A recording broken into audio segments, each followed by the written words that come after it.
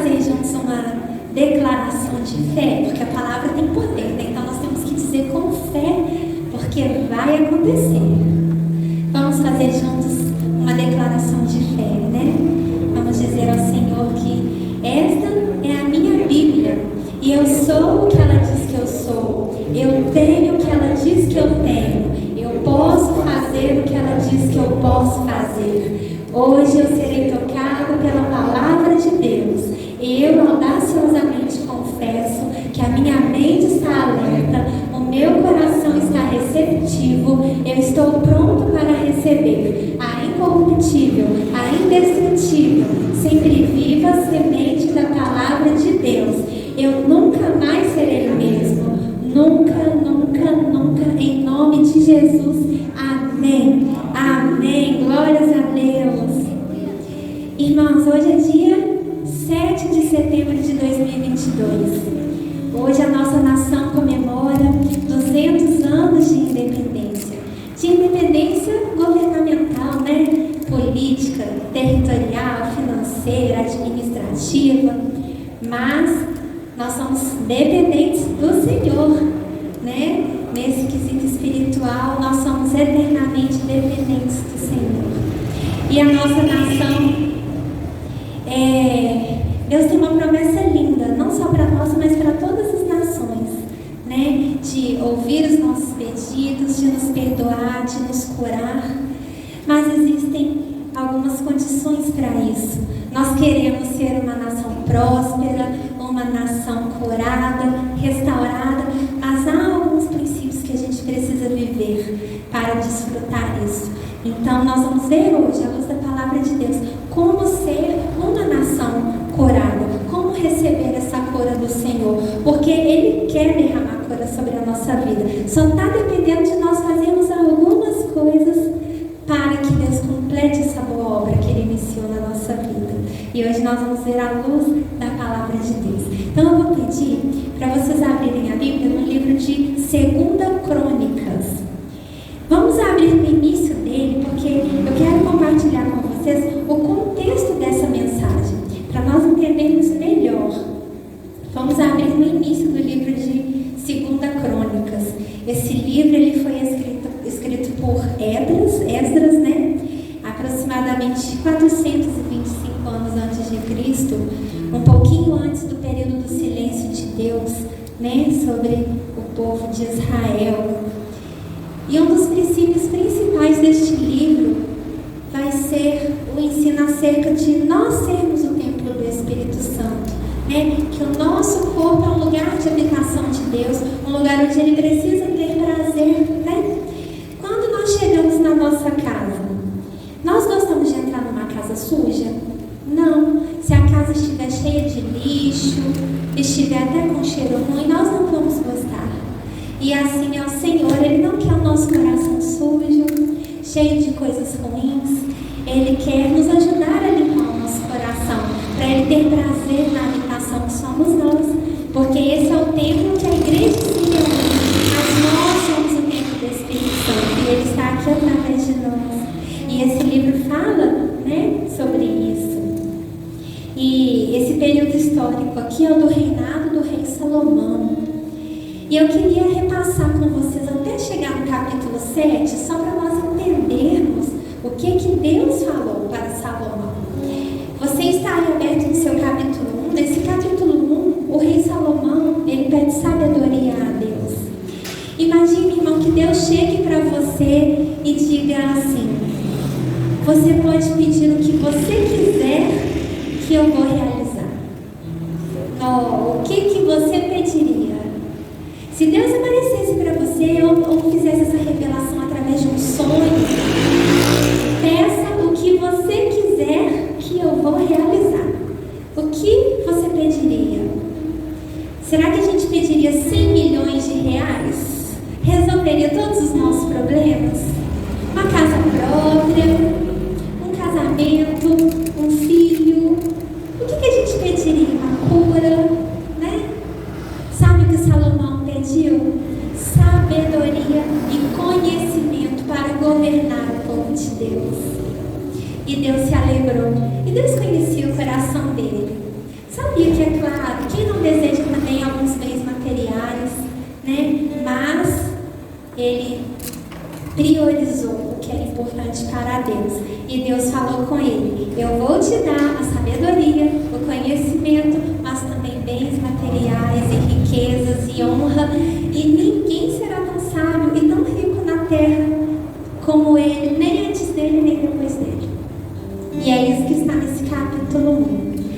Então, Salomão teve sabedoria para fazer o quê? Nós vemos aqui a partir do capítulo 2, a construção do templo de Deus.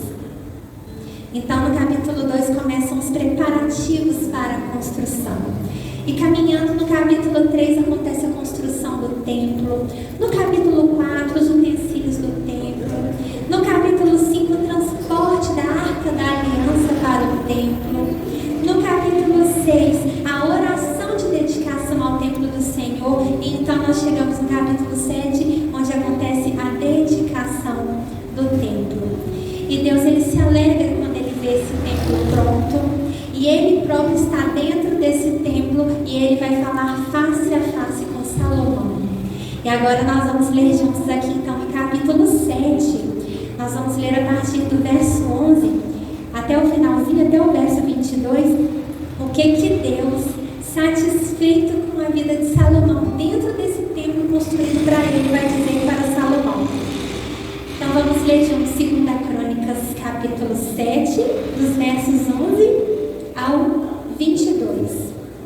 A palavra diz assim: Quando Salomão acabou de construir o templo do Senhor e o palácio real, executando bem o que pretendia realizar no templo do Senhor e em seu próprio palácio, o Senhor lhe apareceu de noite e disse: Ouvi sua oração e escolhi este lugar para mim, como um templo para sacrifícios. Se eu fechar o céu para que não chova, ou mandar que os gafanhotos devorem o país, ou sobre o meu povo enviar uma praga, se o meu povo, que se chama pelo meu nome, se humilhar e orar e buscar a minha face e se afastar dos seus maus caminhos, dos céus o ouvirei, perdoarei o seu pecado e curarei a sua terra. De hoje em diante, os meus olhos estarão abertos e os meus ouvidos atentos às orações feitas neste lugar. Escolhi e consagrei este templo para que o meu nome esteja nele para sempre. Meus olhos e meu coração nele sempre estarão.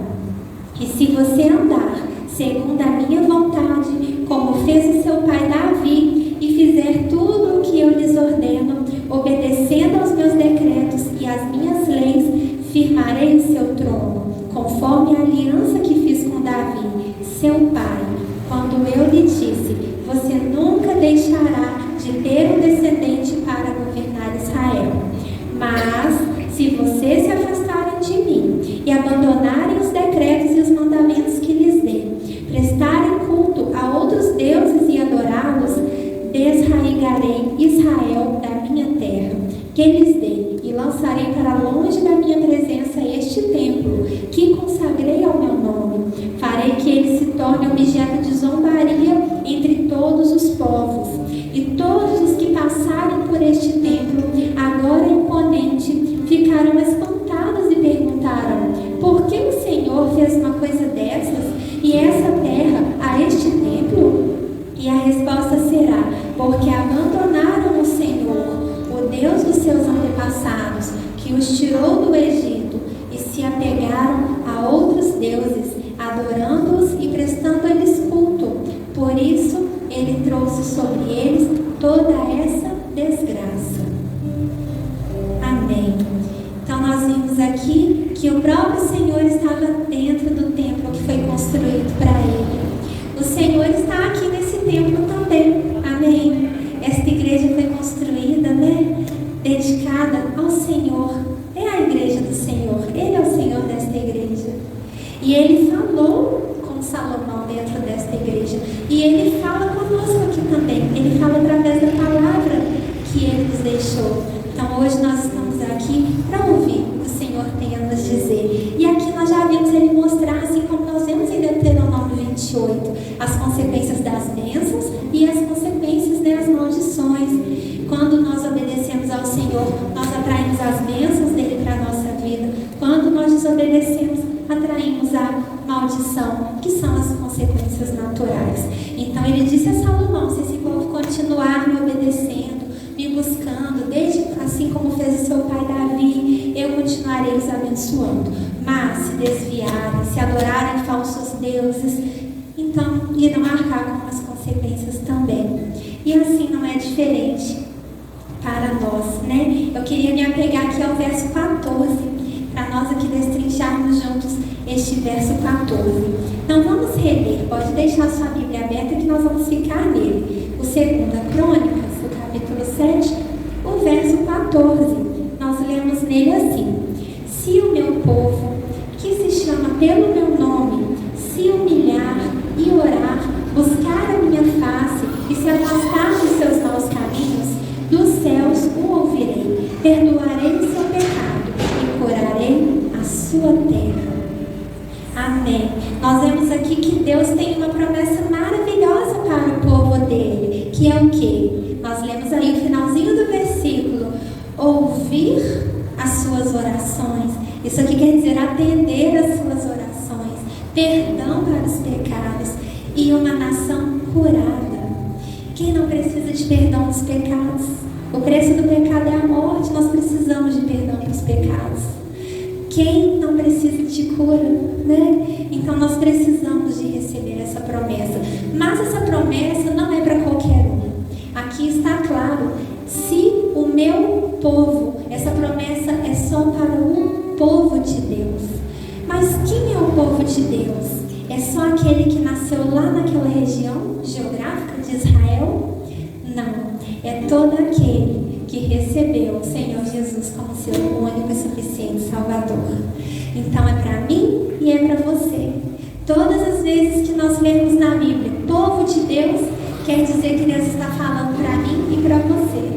Toda vez que nós lemos Israel na Bíblia, quer dizer que Ele está falando de mim e de você. Então essa palavra é para nós, essa promessa é para nós. Mas existe uma condição, né? Nós vemos que o versículo começa com uma palavrinha pequena, que está escrito se. Na sua Bíblia está escrito se. Se o meu povo, se é condicional. Se traz a ideia de escolha, de decisão. Então eu preciso decidir a fazer o que aqui está dizendo. E é interessante que quando nós obedecemos, nós é que somos beneficiados. Não é Deus, mas parece que Ele nos gratifica por fazermos o que é certo. É como, por exemplo, os pais fazem com os filhos, né? Por exemplo, às vezes o pai e a mãe falam com o filho: olha, se você fizer o para casa todo, terminar tudo, responder tudo certinho, você vai poder brincar depois do para casa. Fazer o para casa todo é uma obrigação da criança, vai ser bom para ela, para fixar a aprendizagem, para passar de ano, mas os pais ainda gratificam ela por isso, ainda deixam brincar depois, dá um chocolate depois. E é assim que Deus faz com a gente.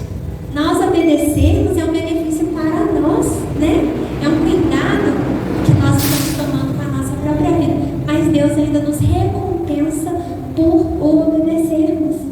Então aqui ele fala que se o meu povo, que se chama pelo meu nome, se humilhar, orar e buscar a minha face e se converter dos seus maus caminhos, Ele vai nos recompensar por isso.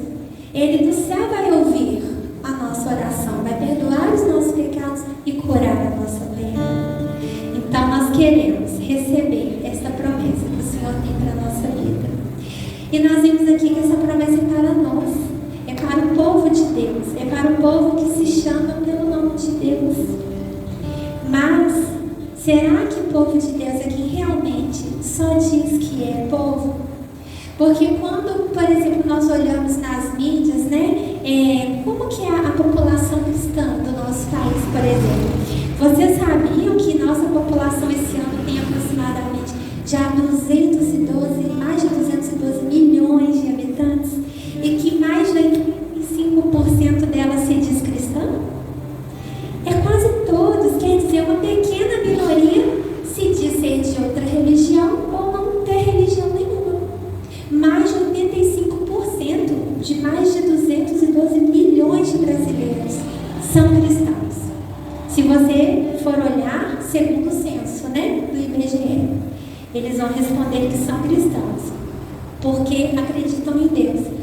será que são cristãos realmente? Será que vivem o cristianismo realmente? Será que estão seguindo os passos de Jesus? Será que estão fazendo o que Jesus faria no nosso lugar? Porque essa fé, que ela é apenas de acreditar, mas ela não é de viver o Evangelho, a própria Bíblia a chama de fé de demônios. É muito forte, mas é verdade. Porque você sabia que até o diabo crê? O diabo conhece Deus, ele acredita em Deus, ele conhece a Bíblia toda. Mas sabe o que diferencia um crente do diabo? É que o diabo não obedece. Ele não obedeceu, ele não se submeteu. Então, quando nós também respondemos sim, eu sou cristão, mas eu não busco a obediência da palavra de Deus, é como a fé de demônios, assim a Bíblia diz. Porque a fé que não é acompanhada de obras de obediência, ela é uma fé morta, ela não é uma fé real. Então, para nós sermos esse povo que se chama pelo nome de Deus e se diz cristão, nós precisamos viver o cristianismo, porque então essas promessas serão para a nossa vida, né? E muitas vezes, por exemplo, nós culpamos os governantes pelos males que existem na nossa nação, mas nós temos que pensar que um governante, antes de ser um governante, ele foi povo, assim como nós. Muitas vezes não é quando a pessoa chegou lá no poder que ele se corrompeu, que ele passou, por exemplo, a mentir, a roubar, é porque ele já era assim. Então nós vemos que nós é que precisamos mudar, nos alinhar à palavra de Deus, porque quando o poder vem às nossas mãos, os princípios bíblicos na nossa vida vão falar mais forte, não é?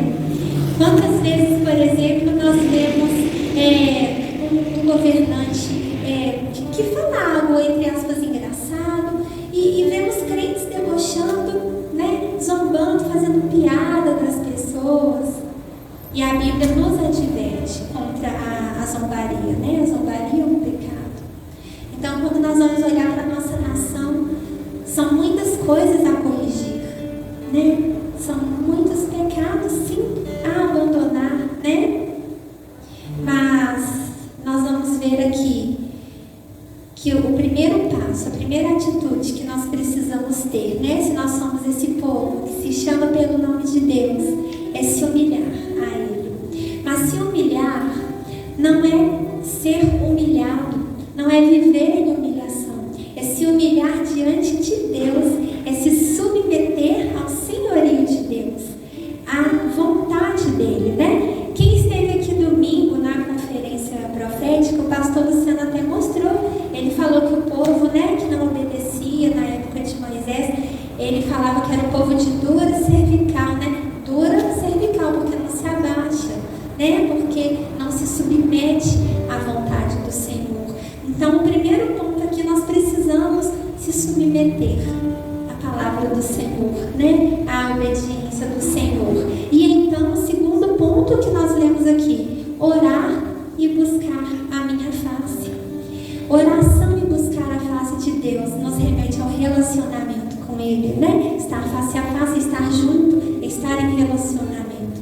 Nossa fé não é religião, é um relacionamento com o Senhor, né? E para quem já fez o discipulado, sabe que a primeira lição que nós fazemos é a lição da fé. E lá a gente aprende sobre os 3 Cs da fé, que é o C de conhecer, de confiar e de confessar. Eu só posso crer em alguém que eu conheço. Eu não creio em algo que eu não conheço. Eu só posso confiar em alguém que eu conheço. Eu não confio em alguém que eu não conheço. E se eu conheço e eu confio, então eu posso confessar. Eu só posso obedecer a alguém que eu confio. Então eu preciso de buscar a face do Senhor, o relacionamento com Ele. Essa é a nossa fé. Não existe crente que não ora. Quem não ora não é crente. O crente precisa orar. Não é aquela oração bonita, bem elaborada, que tem que ajoelhar. Pode fazer isso, deve, mas não é só assim. É uma oração espontânea, verdadeira. É quem você é, como assim você conversa com o Senhor. Pode ser só mentalmente, mas nós precisamos orar, né? Porque Deus, Ele é fiel. Ele vai cumprir essa promessa que está aqui em 2 Crônicas 7:14 na nossa vida. Mas Deus só tem compromisso com quem tem compromisso com Ele. Ele só vai cumprir a promessa em quem cumprir as condições que Ele determinou, em quem for o seu povo que se chama pelo seu nome, né? Compromisso é aliança, é fidelidade, né? E aqui também está dizendo que se humilhar, orar, buscar a minha face e se afastar dos seus maus caminhos. E se afastar dos seus maus caminhos nos remete ao arrependimento, né? A confessar. Quando nós estamos andando em um caminho e aí nós percebemos que este caminho está errado, né? Que ele está nos levando para a morte, então nós nos convertemos. Por isso que a gente usa a expressão que o crente é um convertido. A gente fala, convertido, eu me converti. Por quê? Porque eu reconheço que eu estava andando em um caminho e esse caminho estava me levando para a morte.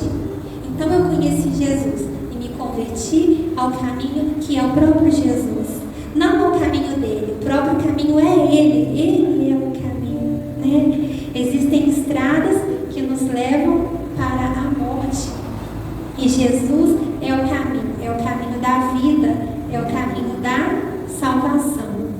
Então, este ponto aqui nos remete a reconhecer Jesus como nosso único e suficiente Senhor e Salvador e que Ele é o único caminho para a vida eterna. E então, nos convertermos a Ele. Mas essa conversão é diária, porque todos os dias nós vamos estar diante de situações onde nós vamos ter que escolher, né? A obediência ou o pecado. Então, todos os dias nós precisamos fazer esta escolha. E às vezes, sem querer, a gente entra no caminho errado. Mas nós temos o Espírito Santo que nos mostra, né? Ele é como um GPS, ele sinaliza, né? Olha, você entrou no caminho errado. Então, a gente converte e volta para o caminho certo, que é o Senhor. Na nossa vida, o pecado precisa ser um acidente, não pode ser uma prática.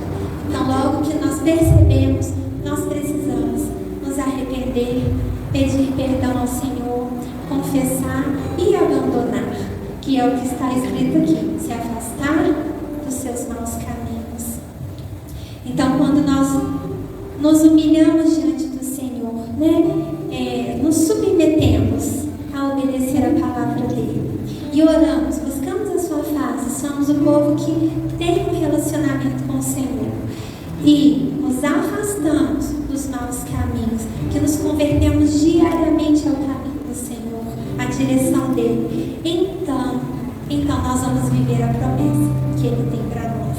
E a promessa dele é: dos céus eu o ouvirei, o que quer dizer que eu atenderei. A palavra diz que tudo que nós pedimos com fé no nome de Jesus, Ele fará.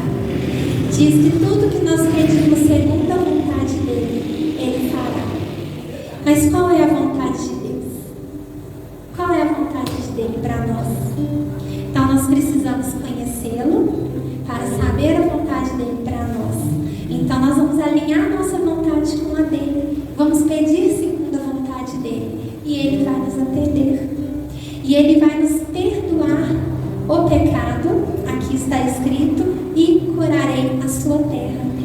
É interessante que antes de curar, o Senhor vai perdoar. E eu vi um estudo tão interessante essa semana sobre isso, porque será que apenas nos curar não bastaria?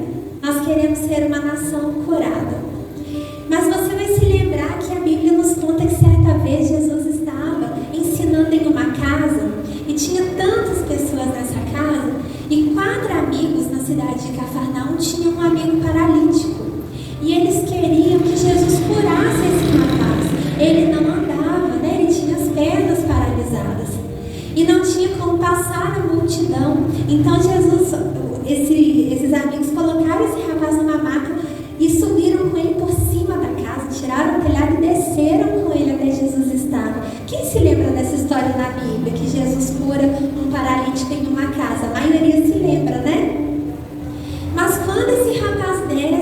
Jesus vê a fé ali daqueles amigos e aquele rapaz paralítico, ele o cura sim. O que ele queria? Cura. Jesus vai curar ele? Vai, a palavra diz que sim. Mas a palavra diz que Jesus falou para ele: os seus pecados estão perdoados. Mas ele não foi lá para receber perdão. Ele queria só ser curado. Muitas vezes nós queremos algo, mas Jesus sabe o que a gente precisa. Nem sempre o que a gente quer é o que a gente precisa. E Jesus sabe o que a gente precisa. E se esse rapaz tivesse sido apenas curado e não perdoado, as pernas dele voltassem a funcionar, ele iria usar as pernas para continuar pecando. Ele precisava de ser perdoado. Ele iria continuar pecando, iria continuar caminhando para a morte. Possivelmente, daí um tempo, ele iria encontrar no caminho dele algo pior do que a paralisia que ele sofreu. Jesus sabe do que nós precisamos, e nós precisamos de perdão dos pecados. E um pecado só pode ser perdoado quando há arrependimento. Não adianta apenas nós falarmos com o Senhor para Ele perdoar os nossos pecados se nós não tivermos real consciência que pecamos contra o Senhor. É preciso ter a consciência do arrependimento. Então pedimos perdão, então Ele irá nos perdoar. Porque Deus é bom, Ele nos ama, Ele quer nos perdoar. Ele é fiel e justo para nos perdoar e nos purificar de toda injustiça. E então, perdoados, Ele derrama a cura sobre a nossa vida. Porque perdoados, nós iremos desfrutar de uma vida curada, né? Nós iremos desfrutar da vida com o Senhor.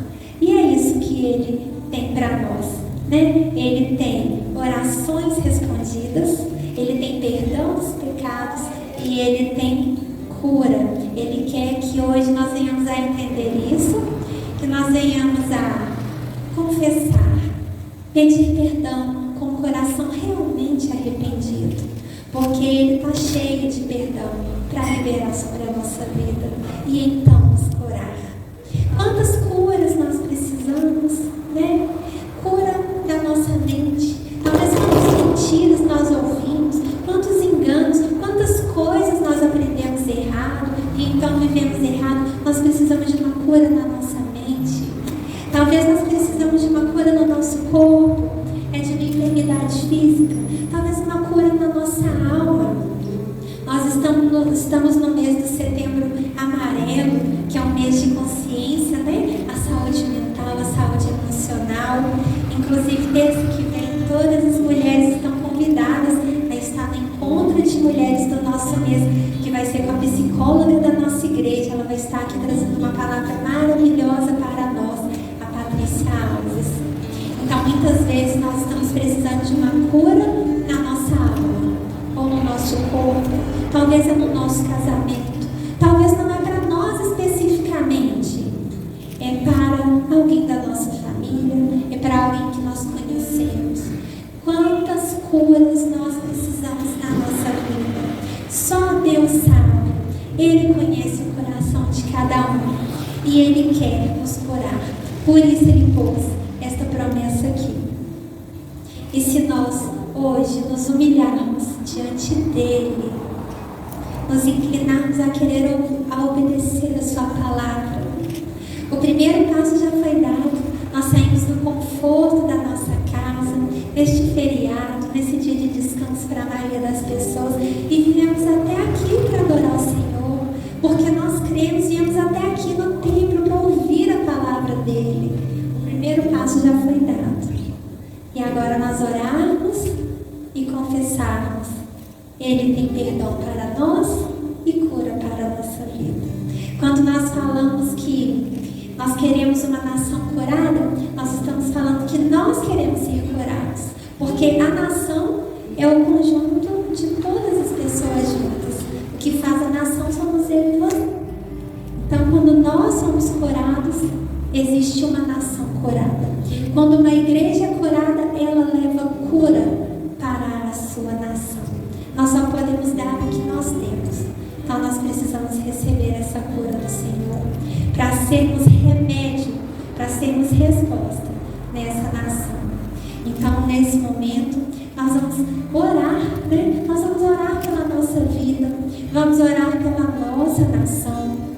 É um momento de intercessão, porque o Senhor, Ele está aqui. Nós vemos que Ele se faz presente no templo, né? Onde houver 2 ou mais pessoas reunidas no nome do Senhor, ali Ele está.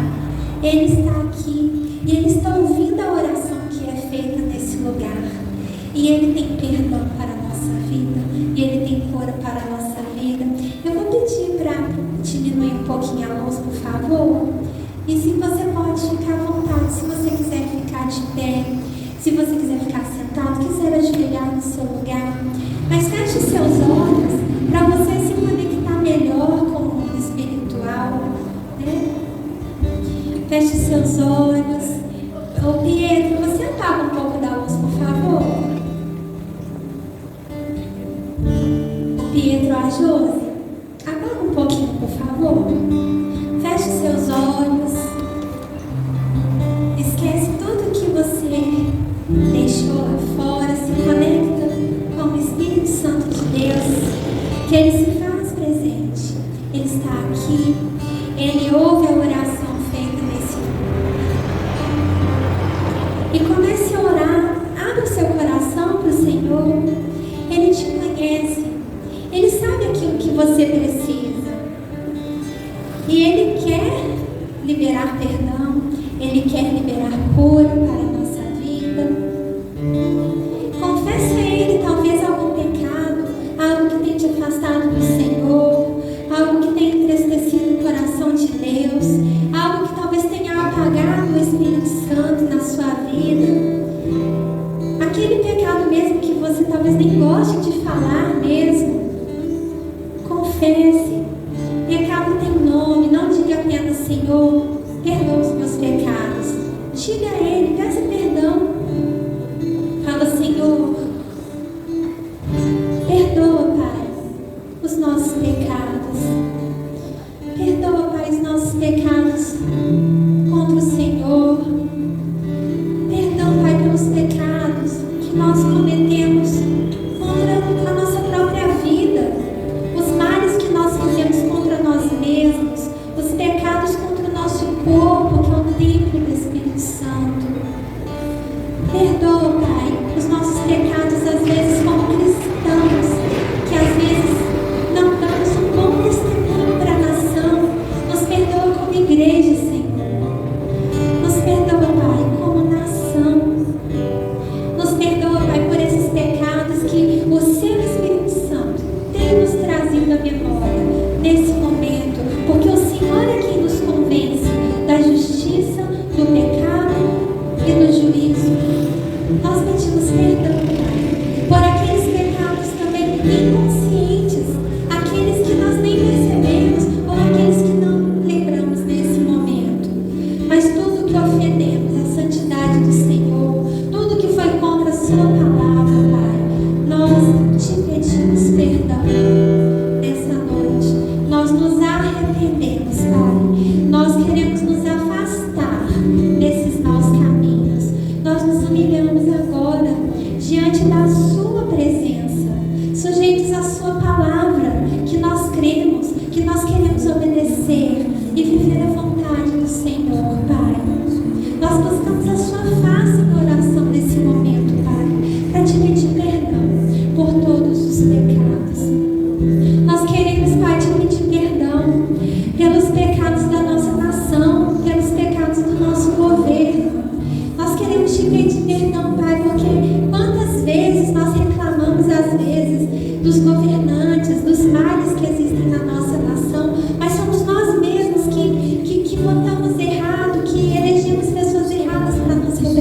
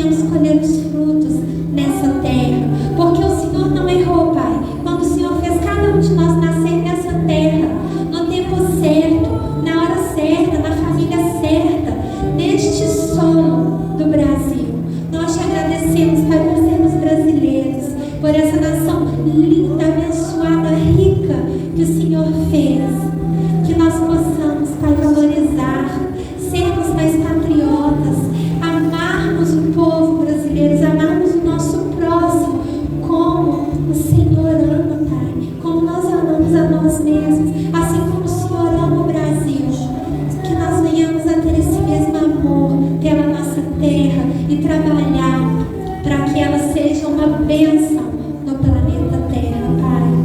E nós recebemos a cura que o Senhor tem para nós. Nós sabemos que o Senhor quer nos curar no emocional, na nossa saúde mental, no nosso físico, nos nossos relacionamentos familiares, sociais, na nossa carreira. O Senhor quer nos curar como filhos. O Senhor quer nos fazer filhos melhores. O Senhor quer nos fazer pais melhores. O Senhor quer nos fazer servos do Senhor melhores. O Senhor quer que nós desfrutemos de tudo que o Senhor tem para a nossa vida. Mas nós precisamos estar curados. Então nessa noite nós recebemos a cura que o Senhor tem para nós. O Senhor conhece o íntimo de cada um. O que cada um precisa. E nós te agradecemos porque o seu Espírito Santo está derramando cura em cada um nessa noite. A sua palavra nessa noite, ela tem nos limpado, ela tem nos lavado, ela tem nos purificado e feito novas todas as coisas na nossa vida. Nós sabemos que esse dia 7 de setembro de 2022, 200 anos de independência da nossa nação, está sendo um marco para um novo tempo que a igreja brasileira vai viver. Nós viveremos um novo tempo de cura, de perdão, de restauração e de avivamento, que irá transbordar os limites da nação brasileira, que irá alcançar todas as nações da terra, Pai. Nós te agradecemos. Declaramos, Pai, que o Brasil é do Senhor Jesus. O Senhor é o Deus dessa nação. Aqui não há outro Deus. O único e suficiente Senhor e Salvador do Brasil é o Senhor Jesus. Só o Senhor é Deus no nosso Brasil. Só Jesus é Deus no nosso Brasil. O Brasil é do Senhor, Pai. E toda língua e toda boca confessará que Jesus Cristo é o Senhor. Todo brasileiro confessará que Jesus Cristo é o Senhor, Pai. Nós te agradecemos por tanto amor pela nossa nação, pelo seu favor, pelo seu cuidado, pela sua proteção, pelas suas riquezas para a nossa nação e para a vida de cada brasileiro. E tomamos posse de tudo que o Senhor tem para nós, Pai, para desfrutar tudo que o Senhor tem para nós. Nós vamos viver conforme a sua palavra e vamos colher todas as promessas que o Senhor tem para nós. Hoje nós te exaltamos, Pai, exaltamos o seu nome, te agradecemos pela liberdade que Cristo conquistou por nós. Nós te agradecemos, Pai, porque nós estamos quase há 2000 anos da crucificação, da consumação dos séculos, de quando Jesus na cruz conquistou a liberdade para nós. Nós não somos escravos do pecado, nós somos filhos amados do Senhor, nós somos servos do Senhor e te agradecemos por isso, Pai.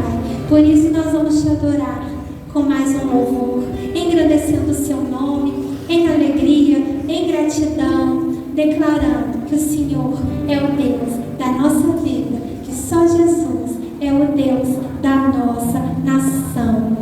Você crê, meu irmão? Diga amém se você crê. Amém. Se você recebe essa palavra, diga eu recebo. Fique de pé no seu lugar, porque agora com toda a gratidão que você tem no seu coração, pela liberdade que Jesus conquistou por você na cruz, há quase 2000 anos da consumação, adora o Senhor.